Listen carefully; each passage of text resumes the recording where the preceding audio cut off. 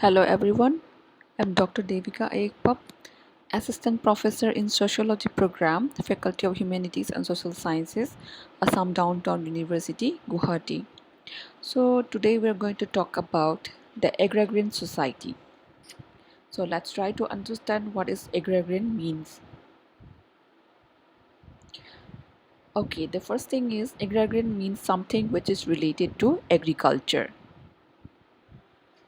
Agriculture is nothing, it's but the practice of growing crops or raising animals, or it can also be defined as the practice of farming, including cultivation of the soil for the growing of crops and the rearing of animals, etc.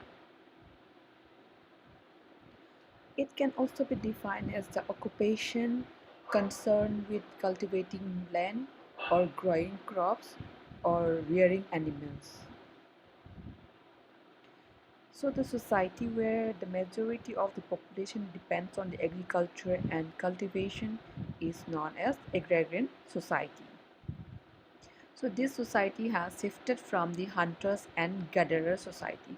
Before it was hunters and gatherers, they hunt animals and they gather food and they live like in like that society. But afterwards they became agrarian and they started depending on agriculture and they started farming and they started cultivating and they become an agrarian society. So, an agrarian society can be defined as a society where a majority of its population derives its income from agriculture and related activities.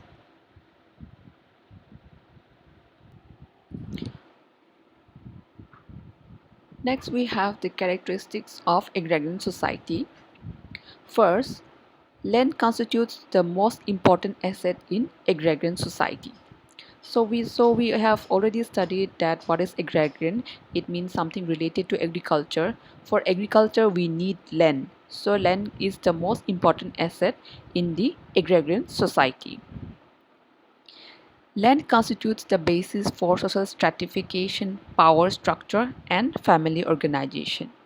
So land is not only the most important asset, but it is also something which on the basis of which the society can be divided or stratified, and the power structure has been divided on the basis of the possession of the land, and the family has also been organized on the basis of the land itself.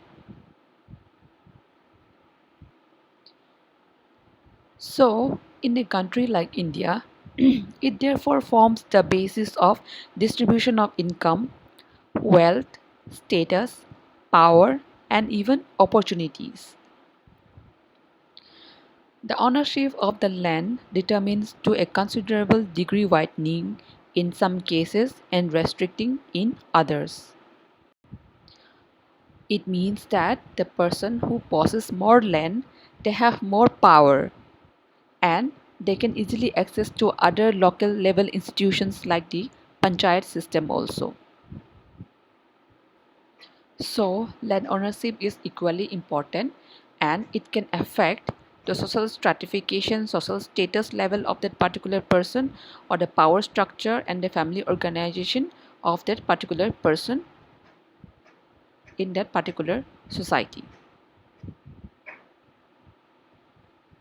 Just like that, the person who possesses lesser land or who doesn't possess any land, they have lesser power and they have lesser opportunities. Thus, it also reflects the socio-economic character of these societies.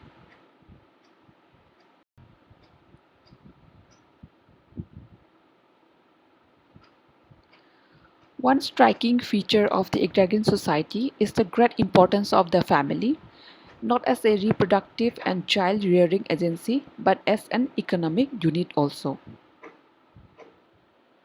So here it means family is not considered only as a reproductive and child rearing agency or a socializing agency, but also an economic unit where all the members of the family come together and work together for their respective land to earn income for the survival of their family.